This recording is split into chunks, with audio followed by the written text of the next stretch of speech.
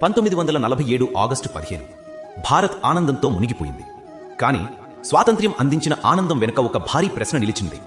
ఇక మీదట మన దేశం ఎలా నడవాలి?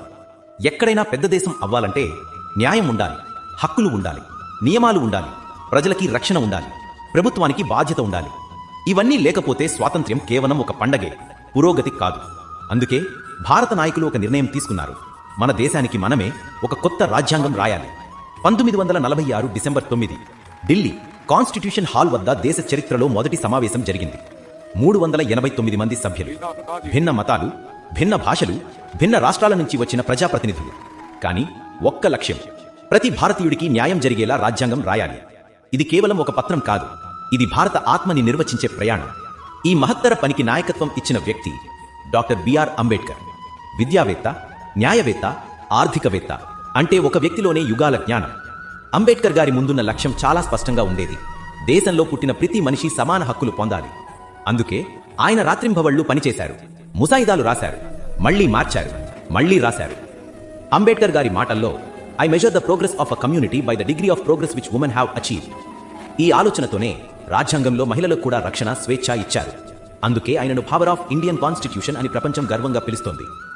2 సంవత్సరాలు, 11 నెలలు, 18 రోజులు, చర్చలు, వాదనలు, పరిశీలనలు, కొన్ని వేల సవరణలు, ఇవన్నీ చివరికి ఒకే దారిని సూచించాయి, భారత రాజ్యాంగం.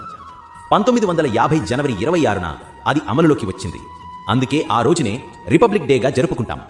ఈ పుస్తకం మనకిచ్చిన 6 మహారత్నాలు, ఫండమెంటల్ రైట్స్. 1. స్వేచ్ఛా హక్కు, మాట్లాడే, ఆలోచించే, తిరిగే స్వేచ్ఛ. 2. సమానత్వం, కులం, మతం, భాషతో ఎవరికీ తేడా చూపరాదు. 3. మత స్వేచ్ఛ. 4. అణచివేత నుండి రక్షణ. 5. సాంస్కృతిక మరియు విద్యా హక్కులు. 6. రాజ్యాంగ పిటిషన్ హక్కు, నేరుగా కోర్టుకు వెళ్లే అధికారం. ఈ హక్కులు ఒక మనిషికి జీవించే గౌరవం ఇస్తాయి. రాజ్యాంగం మన ప్రభుత్వాన్ని నడిపే జీపీఎస్ లాంటిది. 1. పార్లమెంట్, ప్రజలు ఎన్నికలు చేస్తారు. 2. ప్రధానమంత్రి మరియు ప్రభుత్వం దేశాన్ని నడుపుతారు.